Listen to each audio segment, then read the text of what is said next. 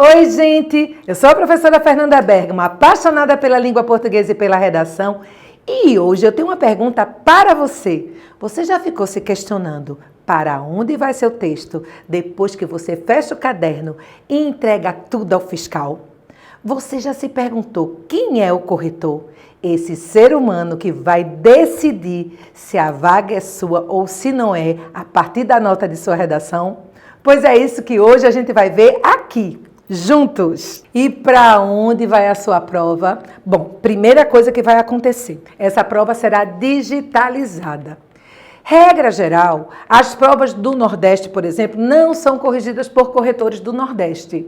Não que isso não signifique uma questão de segurança, ou seja, você lê uma redação na tela do seu computador e, obviamente, você não vai reconhecer a grafia de um aluno seu, entre tantos alunos que os professores têm. Mas até por medida de segurança, as provas do Nordeste são corrigidas por corretores de outras regiões.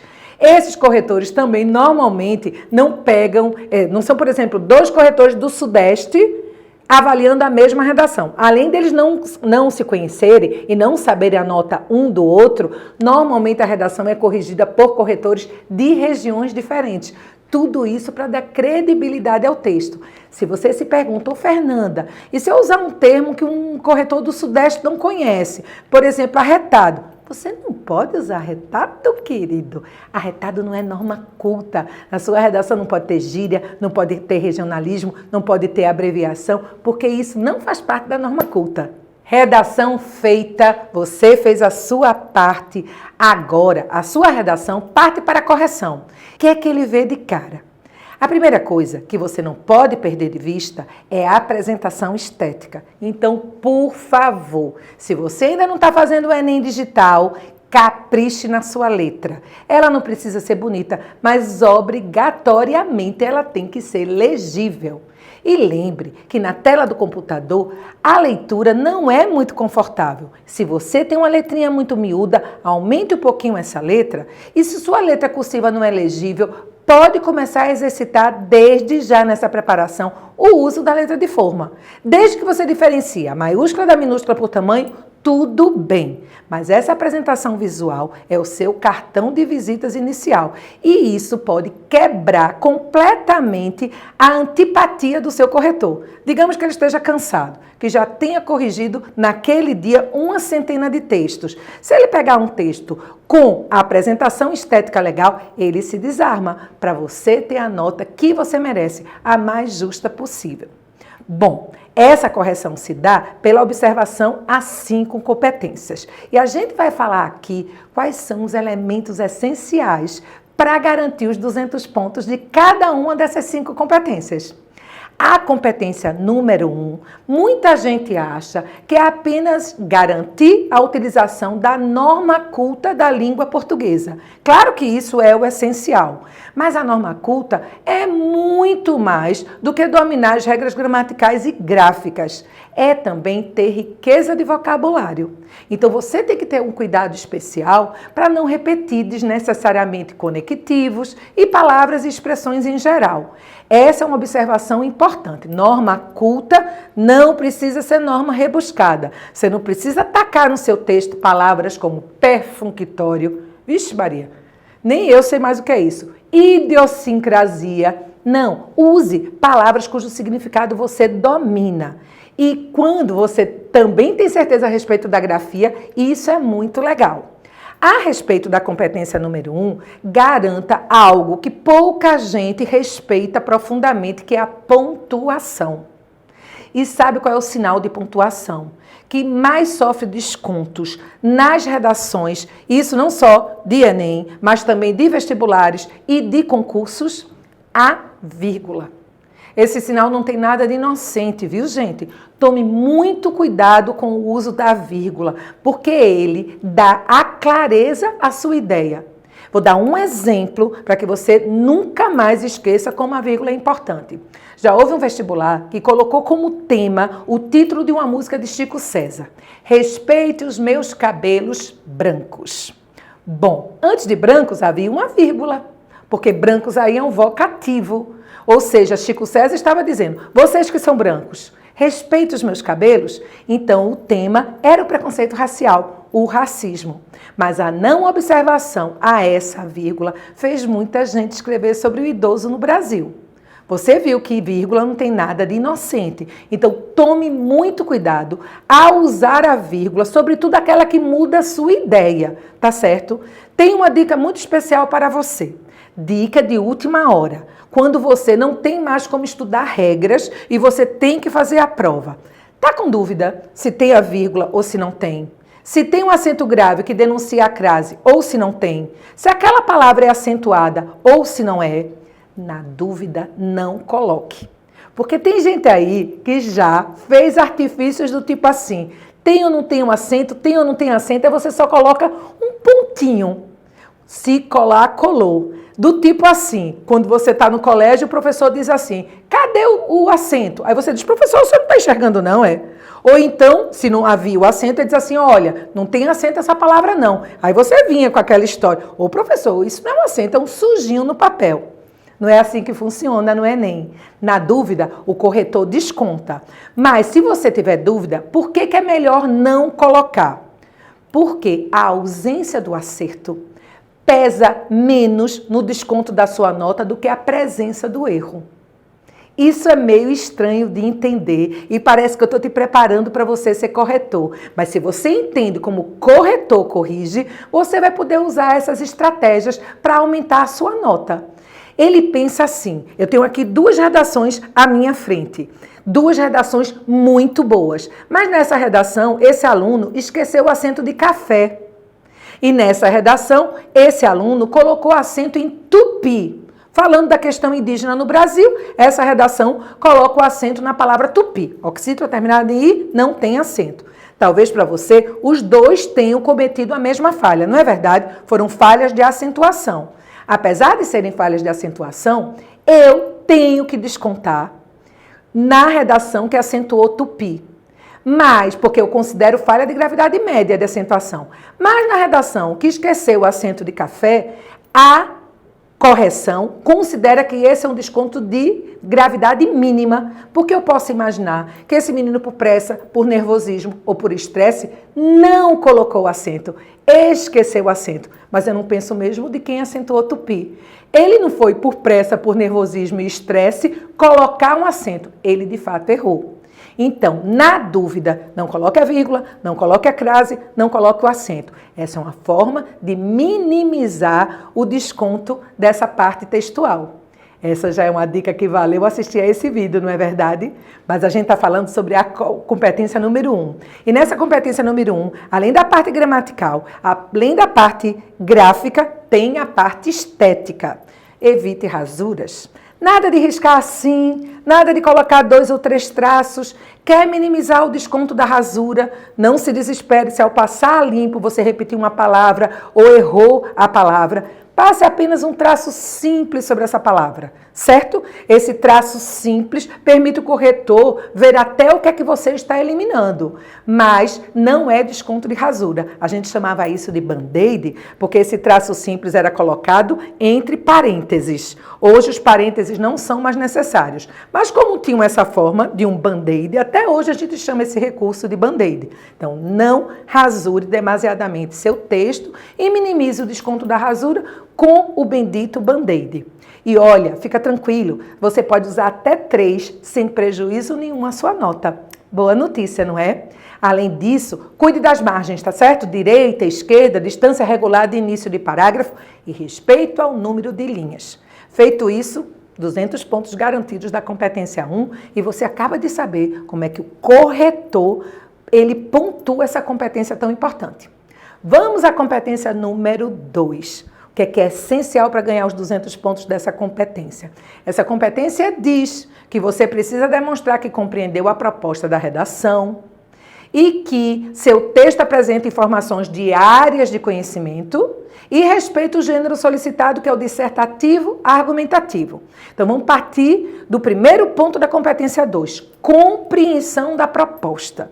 Bom, o tema do Enem, ele nunca vem apenas generalizado. Não é só violência urbana, não é só plástico como inimigo do meio ambiente. Não é só, por exemplo, violência contra a mulher. Quando eles usaram o tema violência contra a mulher, o recorte ficava na palavra persistência. A persistência da violência contra a mulher. Quando o tema foi lei seca, não foi apenas lei seca, mas os impactos da lei seca. Então, é muito importante que a primeira coisa que o corretor vai ver, depois que ele passou o olhar sobre a questão estética da sua redação, ele vai começar naturalmente pela leitura da introdução. Então, ele quer ler nessa introdução que você compreendeu totalmente a proposta. E ele quer perceber isso no primeiro parágrafo. Não demonstre que você não caiu na pegadinha só no desenvolvimento, não, tá certo? A introdução tem que mostrar a compreensão total da proposta. Isso garante parte da competência 2. A outra parte, DOC, domínio de outras áreas de conhecimento. E a gente já tem vídeo sobre DOC também. Mas você precisa garantir que essas áreas de conhecimento, elas acompanham o seu texto na introdução, no desenvolvimento e na conclusão. Que sejam variados, que venham de áreas diferentes. E a terceira coisa que ele vai observar, para te dar os 200 pontos da competência número 2, é se você respeita o gênero. E ele não é o gênero dissertativo tradicional, ele é dissertativo argumentativo. Então, o que é fundamental, o seu texto não pode ser só expositivo. Não adianta só mostrar um repertório vastíssimo de conhecimento sobre o tema, apresentando fatos com fontes de credibilidade, se você só faz de forma expositiva. Você não está escrevendo para um jornal. Você não é um jornalista relatando um fato. Você apresenta o fato para dar credibilidade à sua tese. Então, essa exposição está a favor da sua argumentação, da defesa da sua opinião. E isso é importante para validar o gênero dissertativo argumentativo. Esse terceiro ponto da competência 2, ele é tão importante que tem uma competência que vai avaliar essa defesa de ponto de vista, que é exatamente a competência 3. A competência 3 avalia qual foi a seleção que você fez, de fatos, de conhecimentos, de tudo que você tem no seu repertório e que você apresenta no seu texto para defender seu ponto de vista. Sabe qual é a frase-chave da competência 3? Defesa de ponto de vista. Então, para que você consiga que esse corretor pontue 200 pontos na competência número 3, você precisa apresentar o fato e comentá-lo. Como normalmente o tema da redação do Enem é um problema, digamos que você esteja colocando nessa área de conhecimento dados estatísticos. Os números são tristes. Então, depois da exposição, diga, isso é lamentável, isso é um absurdo, isso é trágico. É você livrando aquele parágrafo da mera exposição. Porque vá por mim, o corretor, para pontuar os 200 pontos da competência 3, quer perceber que a sua exposição está a serviço da argumentação, da defesa do ponto de vista. E a gente marca isso com comentário e com a presença da argumentação. Bom, na competência número 4, a palavra de ordem é coesão, amarração. A gente quer ver no seu texto os mecanismos linguísticos que fazem desse texto o que é a palavra texto. Texto vem de tecido, vem do latim tecido. E esse tecido ele é bem costurado pelos conectivos, pelos articuladores. E você vai garantir 200 pontos só nessa amarração textual. Em outras palavras, quem corrige pontua a competência número 4 já de cara lançando um olhar para o começo do terceiro parágrafo, que é o D2. Porque o D2, gente, ele tem que ser aberto fazendo com que esse parágrafo converse com o D1. Então, se suas teses são duas causas ou são dois culpados, um bom articulador para iniciar o D2 seria um simples além disso. Ou outro fator agravante. Então, assim, ele vai procurar explicitamente na abertura de 2 parágrafos, principalmente, os articuladores, para que você comece a garantir parte importante dos 200 pontos da competência 4. O D2 precisa, na abertura, conversar com o D1 e a conclusão precisa abrir com o articulador conclusivo.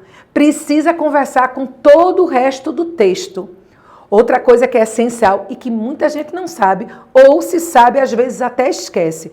Depois do articulador conclusivo, no início desse último parágrafo, que é a conclusão, você precisa retomar as suas teses. E tem gente que coloca na conclusão somente, portanto é preciso, e já vem com a proposta ou as propostas de intervenção.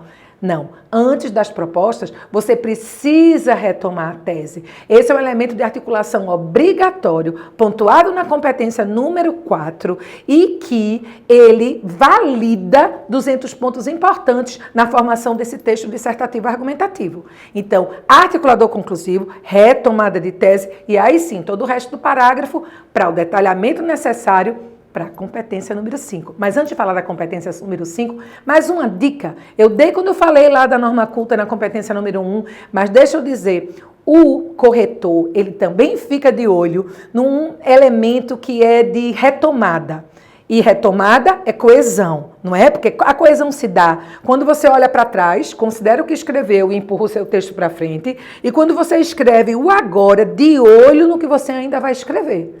Então, o texto, ele precisa ter progressão. E ele progride considerando o que foi escrito, tá certo? Muito cuidado, que às vezes a retomada se dá por repetição desnecessária. Então, quando você repete desnecessariamente uma palavra ou uma expressão, mostra uma certa pobreza vocabular. Mas eu queria chamar a atenção agora para uma repetição que é necessária, que é a repetição da palavra que centraliza o tema geral da redação. Vou contar uma história que aconteceu quando eu corrigia redações para uma banca muito importante. O tema daquele ano era sobre a violência contra a mulher, tá certo? E, na verdade, ele fazia um recorte desse tema sobre a questão da evolução da mulher na atualidade. E uma das redações mais brilhantes que eu corrigi naquele ano vinha de um pacote que concorria a, claro, medicina, o curso mais concorrido do país, não é? E a redação era brilhante. Esse menino, eu não sei nem se é menino ou menina, mas assim, a pessoa aqui tem mania de tentar adivinhar pelo tipo de letra. Bom, para mim era um rapaz. Ele escrevia brilhantemente sobre o tema, mas ele cometeu um erro muito significativo e que foi determinante para a nota dele cair. Ele não repetiu uma palavra-chave. E eu acho que ele fez isso porque ele foi atormentado por professores de redação que sempre criticaram muito todas as repetições. Mas há repetições que são necessárias. Ou são necessárias para clareza, ou porque você deseja dar ênfase. E a palavra que ele não repetiu naquela redação e que ele precisava repetir era mulher, que era o tema da redação. Ele colocou mulher na introdução. No D1 ele deve ter ficado procurando um sinônimo, aí ele usou um clichê, e a gente sabe que clichê empobrece a redação. Aí ele colocou o sexo frágil. Ixi, Maria. Você que é mulher que está vendo aí, eu falar, também não gosta de ser chamada de sexo frágil, né? Clichê, gente, empobrecedor. O bichinho taca no D1, sexo frágil. Vem o D2, o bichinho deve ter ficado pensando o que é que eu faço, o que é que eu faço, o que é que eu faço. Sabe o que é que ele colocou? O elemento feminino. Minha gente, se um homem me chamar de elemento, não vai dar certo, não. E para piorar tudo, na conclusão, o texto termina como roteiro de filme pornô, porque ele coloca a fêmea da espécie humana. Então, a redação brilhante, minha gente, quando eu estou falando brilhante, é brilhante, porque esse menino, ele citava o então projeto de lei Maria da Penha, que já tem mais de uma década, mas quando ele escreveu em Pernambuco, onde eu corrigi a redação, essa informação era para poucas pessoas. Tanto que eu parei de corrigir para pesquisar se era um projeto chamado Maria da Penha. Foi quando eu conheci a cearense, que já estava em cadeira de rodas. Essa redação já citava, antes da lei, o então projeto Maria da Penha. Como alusão histórica, ele cita o governo de Getúlio Vargas, que foi quando a mulher no Brasil recebeu o direito ao voto. Só para você ter noção da riqueza desse conteúdo. Mas enquanto o texto dele engrandecia a figura masculina, as palavras e expressões que ele usava para evitar a repetição de mulher, a desprestigiava, as palavras desprestigiavam. Porque ele começa com mulher, sai para sexo frágil, cai para elemento feminino e vai para sarjeta, meu senhor. A fêmea da espécie humana. Então, por favor, quando for necessário, repita. Não repita a palavra como problema, porque tem tantos aí sinônimos bons, né? Obstáculo, dificuldade, empecilho. Mas quando a palavra que você sente necessidade de repetir, ela está no próprio tema, saiba que a banca libera que todos os parágrafos, até para não ter fuga parcial, permitam a repetição dessa palavra. Tá certo? E isso também é cobrado na competência número 4. Então, fica de olho nos elementos articuladores, sobretudo de abertura do D2 e da conclusão. Depois do articulador conclusivo, no último parágrafo, retome a tese. Tome cuidado com as repetições desnecessárias e empobrecedoras. Cuidado para não usar articuladores inadequados, que quebram o raciocínio lógico. Às vezes tem gente que coloca porém, mas não está usando uma adversativa, não é uma adversidade, bastava um i, uma aditiva. Então, a competência 4 vai validar a amarração do seu texto. E eu chamei a atenção para os pontos principais. Aí vem a famosa competência número 5, que só a banca do Enem cobra.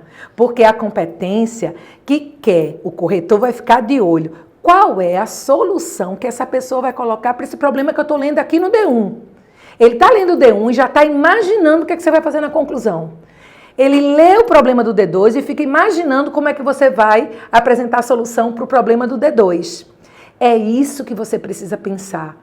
Quando você definir suas duas teses, faça a escolha quando você tiver DOC, quando você tiver áreas de conhecimento para embasar essas teses, mas, sobretudo, só escolha teses que você consiga apontar soluções práticas, conectadas, não utópicas e detalhadas o suficiente. Porque o Enem, ele pede, na 5ª competência, proposta de intervenção para o problema desenvolvido. Isso está muito claro na competência 5, mas tem muita gente por aí achando eu tenho que apresentar uma solução para o tema que é um problema. De jeito nenhum. Você tem que apresentar a solução para o problema que você desenvolveu e que você escolheu como responsável por desencadear o tema. É claro que o tema será amenizado, mas o impacto inicial é na sua tese. E isso o corretor não abre mão ao prestar muita atenção na conclusão da sua redação. Por isso que você tem que responder quem, o que, como e para quê. Quem? Qual é o agente? O que? Qual é a solução? Como? Quais são os meios? E para quê? Com que objetivo? Sem essas respostas na sua conclusão, você não consegue os 200 pontos dessa competência número 5. Lembrando que solução não é voltada para o tema, e sim solução é voltada para o problema desenvolvido. E o corretor, ele está treinado e tem esse olhar atento para poder observar exatamente isso. Vamos resumir. O que faz o corretor, essa figura que você não conhece, mas que você quer conquistar com o seu texto. Na verdade, são 2 que você tem que agradar, tá certo? O que é que você tem que colocar nesse texto para essa redação ser bem sucedida? Primeiro, apresentação estética. Capricha na letra, garante gramática e grafia. Segundo, não cai na pegadinha do tema. Coloca já na introdução que você compreendeu a proposta. Enriquece essa redação toda com bastante domínio de áreas de conhecimento e garanta que você está no gênero dissertativo argumentativo, que não vai apresentar somente a exposição.